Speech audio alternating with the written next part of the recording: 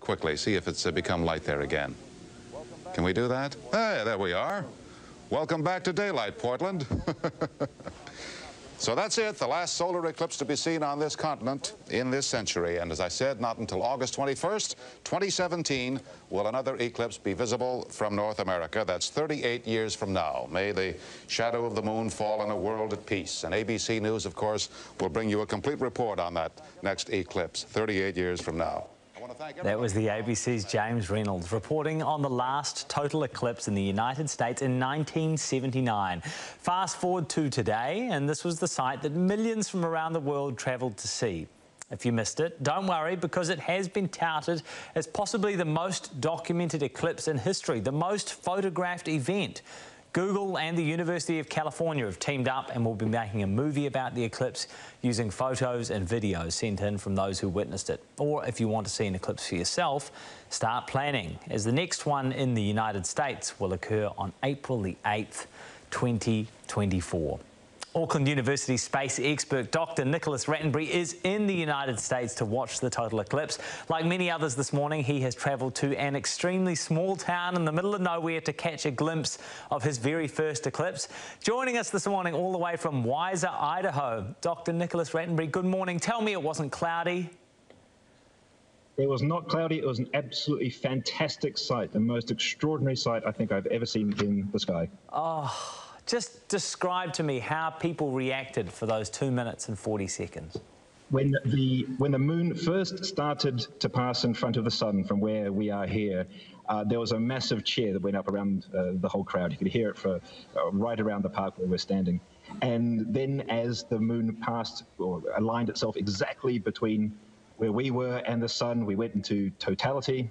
There was another huge cheer, and it was just awe-inspiring to see the moon covering the sun completely and just seeing the fiery corona around the sun, this ring of fire blazing out into the sky. It was incredible. Tell me about the people who had gathered with you. Were they all space experts or just regular Joe Blows?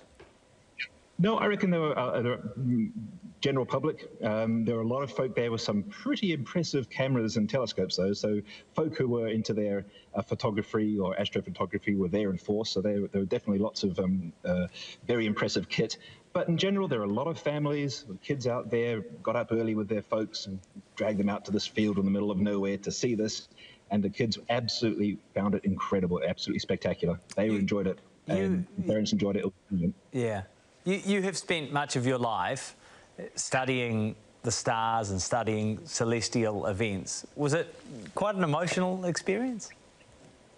It was, actually. I mean, apart from the build-up, knowing that I would be here at this time to see a total solar eclipse, it's the first time I've seen a total solar eclipse.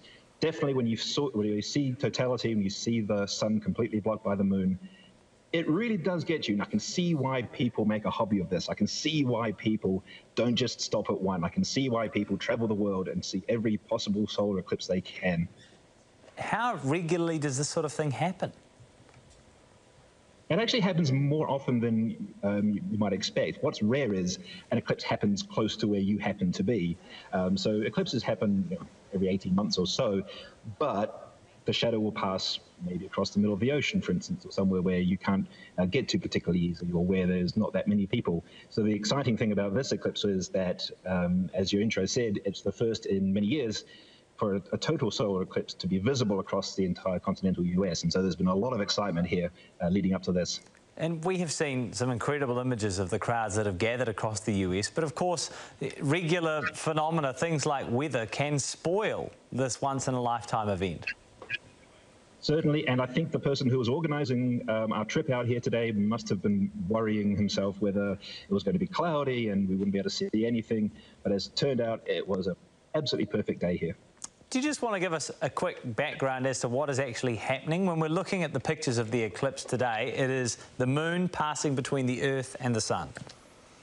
That's right, and just because the moon and the sun are roughly the same size, they appear roughly the same size from us here on Earth, the moon completely blocks out the light coming from the surface of the sun. So what we see instead is this fiery region around the sun, the corona. This is where there's a lot of very high energy particles, it's very bright, and you can see streams of material coming off the sun. We don't see this normally when we're looking at the sun, because compared to the light coming on from the surface of the sun, the light coming from this corona around the sun is relatively dim. However, when the moon passes between us here on Earth and the sun, it blocks out the majority of the light coming from the sun, and we can see the light being reflected, being transmitted from this corona. We can see these streams of material. It's absolutely amazing. Yeah, it really is something special. It must have been incredible to witness. We're so pleased you were able to see it, and we will let you get back to updating your Instagram account. Thank you very much, Dr. Nicholas Bradenbury, live from us in Idaho this morning. Oh, it's so fantastic. His enthusiasm is just palpable. Wonderful stuff. Coming up, immigration's shaping as a